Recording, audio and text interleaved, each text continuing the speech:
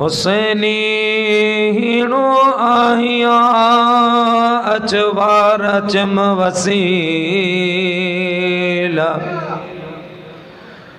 दाता मुझे दिल खे दे दिलासा दलील अज ज़िल्लत कयो मज़लील रस बादशाह बगदाद जा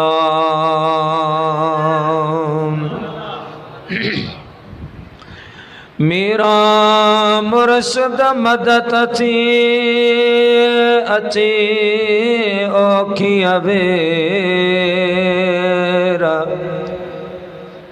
लिल्लाह लग लतीफ़ चे बर पाज़ी अडे पेरा औलाद अली शेर कर का मदद मुरीद जी दिलों दस्तगी रखे जो साहिल सड करे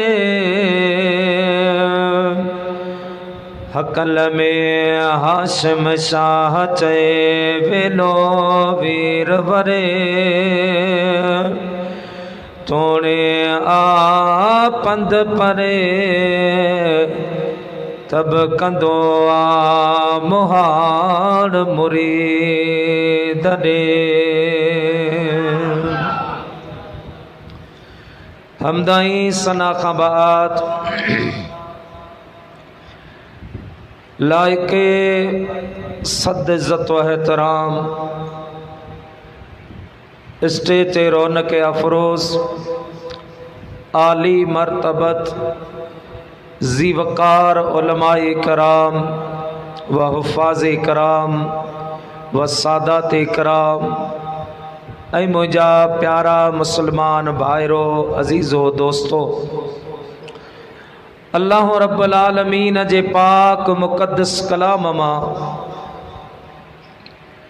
एक आयत मुबारका तिलावत कई आ जिनकी रोशनी में चंद मारूज़ात चंद मोहब्बत वारियों गालियों अवां मुसलमान भाइरन जी खिदमत में अर्ज़ करण जो इरादो आ।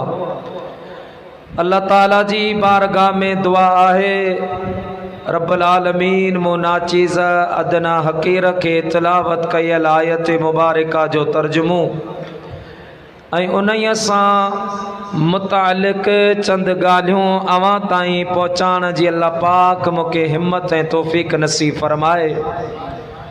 बुद्धि ऐं समझी करे अल्लाह रब्बुल आलमीन तव्हां असां के उन जे मथां अमल जी तौफ़ीक़ अता फरमाए। प्यारा दोस्तो जियां तव्हां के मालूम आ अॼोको ही आली शान प्रोग्राम हज़रत क़िबला आले नबी औलाद अली फ़ख्र सादात हज़रत क़िबला सैयद सखी साईं पीर गुलाम शाह बादशाह दामत बरकातुमुल आलिया जे तरफ़ा हर साल जियां हिन साल भी ये आली शान प्रोग्राम मुनक़िद कयो वियो आ। अजोके इन आली शान प्रोग्राम में हज़रत क़िबला सैयद साईं गुलाम शाह सैयद साईं अब्दुल गफ़ार शाह सैयद साईं गुलाम फरीद शाह सैयद साईं अब्दुल कयूम शाह हज़रत सैयद साईं करीम बख्श शाह असांजो इंतहाई मोहतरम ऐं मुकर्रम हज़रत सैयद साईं आफ्ताब अली शाह बादशाह ऐं सैयद असद अली शाह ऐं संदन अक़ीदतमंदन जे तरफ़ां हे प्रोग्राम मुनक़िद कयो वियो आ। जै प्रोग्राम अंदर तव्हां असां हाज़िर आहियूं। अल्लाह ताला अमां असां जी हाज़िरी पंहिंजी बारगाह में क़बूल ऐं मंज़ूर फरमाए।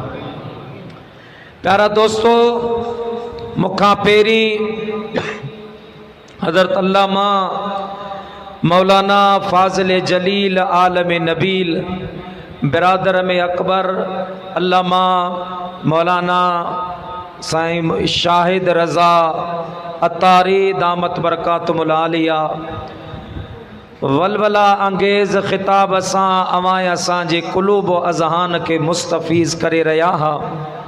दोस्तों अल्हम्दुलिल्लाह अवां असां खुश नसीब आहियूं जिनके अल्लाह तबारक व ताला रमज़ान मुबारक जहिड़ो भलारो महीनो नसीब फरमायो। यकीनन उहे माण्हू नसीब वारा आहिनि जिन रमज़ान जी इबादत कई, जिन रमज़ान में पंहिंजे रब के राज़ी कयो, जिन रमज़ान में अल्लाह पाक जी बारगाह में सर्ब सुजूद थी करे पंहिंजे गुनाहन जी माफ़ी वरती। ऐं ही उहो पाक महीनो आहे जिनके बारे में मुझे मदीने जे मीर फरमायो मन साम फिल रमदाने ईमानन व एहतसाबन गुफिर लहू मा तक़द्दम मिन ज़ंबिही। अल्लाह जे महबूब फरमायो त जंहिं बि माण्हू रमज़ान जे महीने में अल्लाह जी रज़ा जे लाइ रोज़ा रखिया, अल्लाह तबारक व ताला इन रोज़न जी बरकत सां उन जी ज़िंदगी जा सभई गुनाह माफ़ फरमा छॾींदा। सब गुनाह माफ़ थी वेंदा जे रमज़ान जी कम हक़ हो इबादत कजे। ऐं उन खां अलावा रमज़ान जूं जेके बरकतूं, रमज़ान जूं जेके रहमतूं, रमज़ान जूं जेके मग़फ़िरतूं ऐं बख़्शिशूं आहिनि उहे पंहिंजी जा, पर हिन महीने में चंद ॿियनि भी मुक़द्दस शख़्सियात जा उर्स मुबारक भी मनाया वेंदा आहिनि। जीअं हिन रमज़ान मुबारक जे पहिरीं तारीख़ ते हज़रत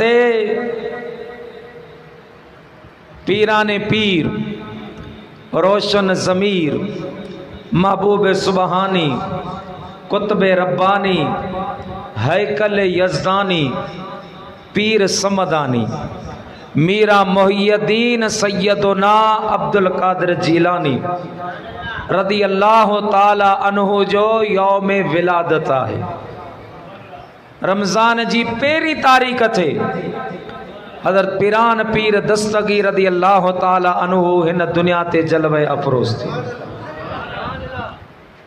ऐं उहो दस्तगीर जिनजो मकाम ऐं मर्तबो इहो वा जो गौसे आज़म दरमयाने औलिया चू मोहम्मद मुस्तफ़ा दरमयाने अंबिया।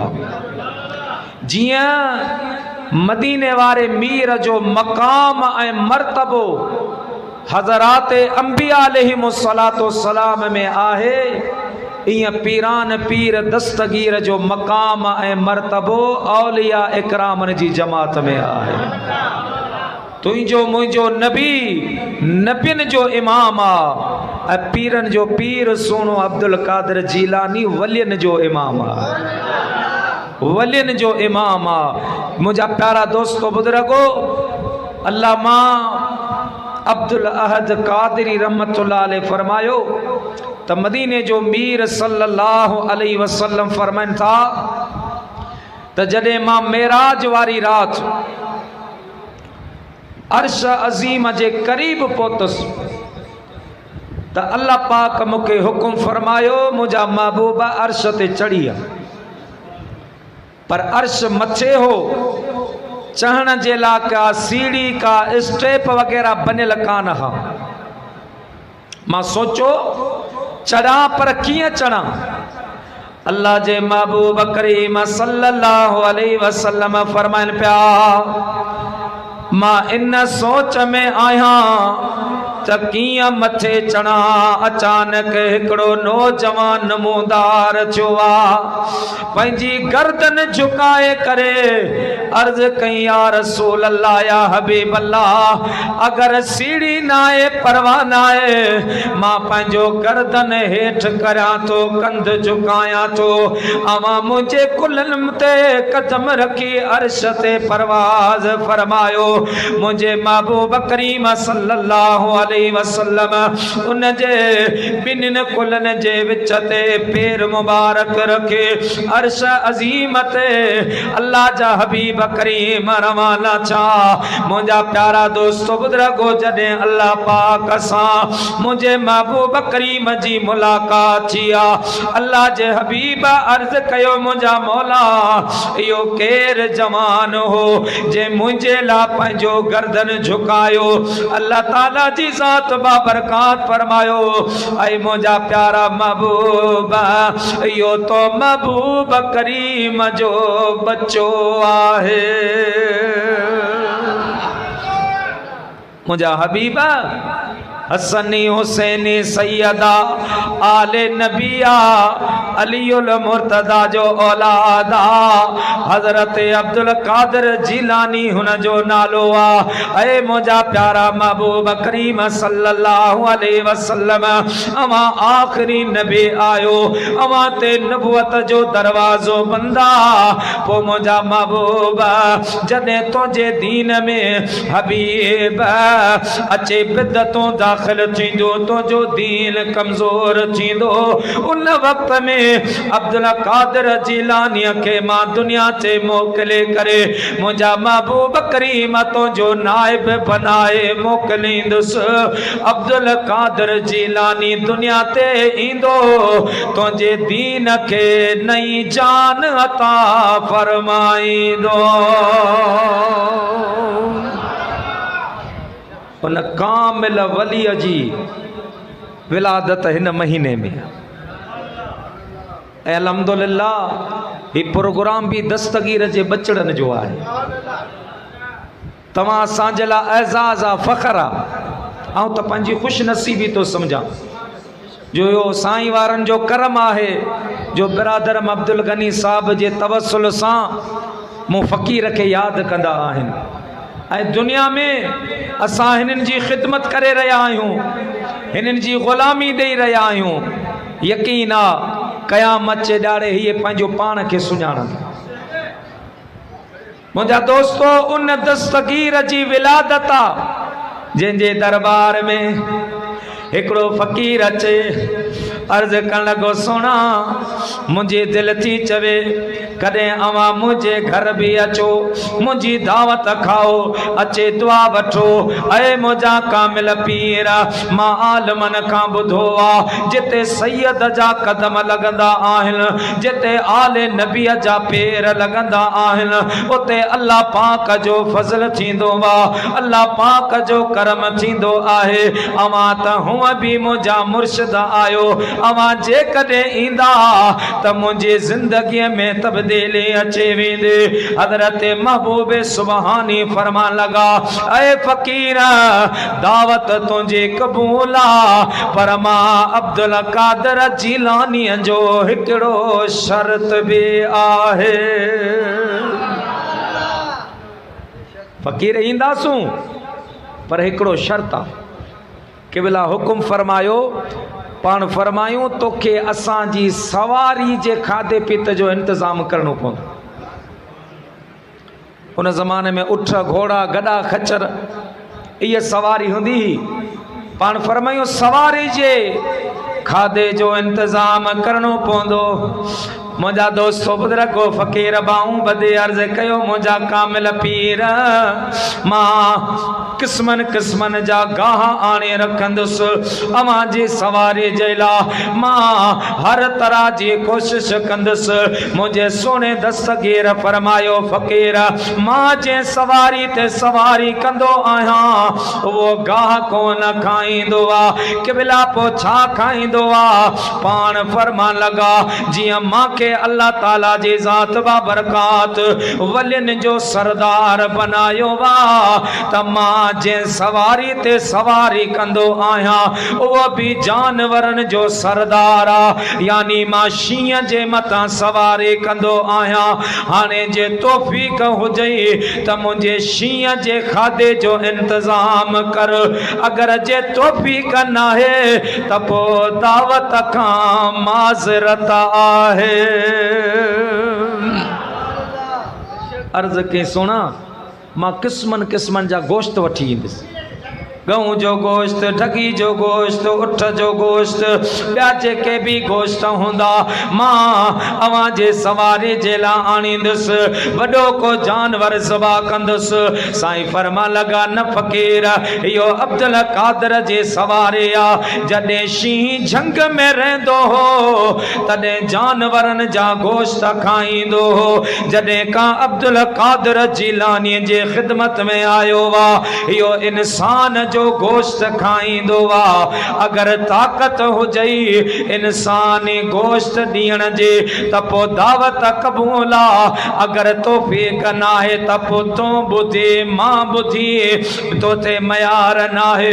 फ़कीर बग़ैर सोचण जे दिल ते हथ रखी अर्ज़ करण लॻो मुंहिंजा कामिल मुर्शिद मुंहिंजा 7 पुट आहिनि फरमा बरदार आहिनि अवां मुंहिंजे घर अचो मां इशारो कंदुसि हिक बे पुछां मुंहिंजा 7 पुट तुंहिंजे सवारीअ ला पेश थींदा मुंहिंजा फरमा बरदार पुट आहिनि अवां दावत क़बूल करी साईं दावत ॾिनी क़बूल कई आ टाइम मुक़रर थियो आ फ़कीर मुंहिंजा दोस्त बुज़ुर्ग तैयारी में लॻो पियो आ ओ जॾहिं ओ टाइम थियो आ हज़रत पीरन जो पीर सुणो अब्दुल कादर जिलानी रज़ी अल्लाह तआला अन्हु हली करे हिन फ़कीर जे घर आयो आ फ़कीर जे दिल बाग बहार अची पई आ अॼु सजदे जो शुक्राने जो सजदो ॾेई करे अल्लाह पाक के पियो अर्ज करे त शुक्र रब जा तो चवा मां शुक्र रब जा तो चवा जो अज अजीबन कयो अचण गुल टिड़े गुलजार छा आया जॾे मुंहिंजे अंगण चो सल्लल्लाहु अलैहि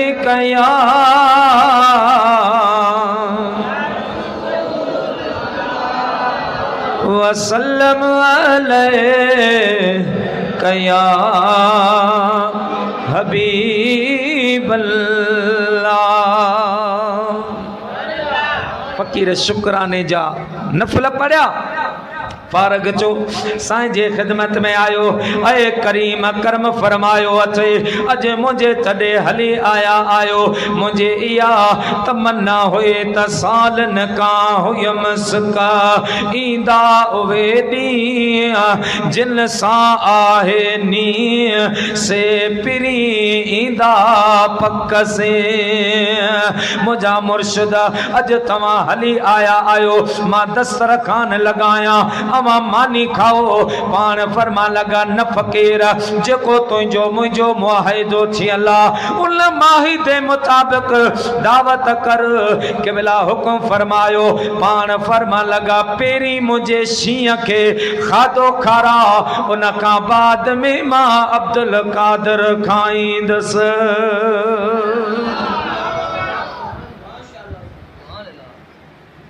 मुरीद भी एड़ो हुजे न साईं मुरीद भी एड़ो हुजे जो पांजे मुर्शिद जे हुक्म ते जान कुर्बान करे। साईं जो फरमायस वडे पुट के इशारो कया है मुझा बच्चा हलिया मुझे साईं जे सवारी जे सामू अच मुझे साईं जो शींह तो के खाए। मुझा दोस्तों बुजुर्गो फकीर जिया जो सामू आयो आ शींह उनके मथे में वात विधो वा चका हयो वा। मुझा दोस्तों 5-10 मिनटन में शींह उन जे वडे पुट के खाधो वा। उन का बाद में साईं के फकीर अर्ज कयो के बिला अन्या भी जरूरत आ। साईं फरमायो शींह का पुछूं था। हजरत महबूब सुबानी शींह के फरमायो ऐ शींह अन्या खाईंदे या पेट भरजी वियो अथई। ज़बाने हाल सा वो शींह पियो चवे के बिला मुके अन्या बे जरूरत आहे।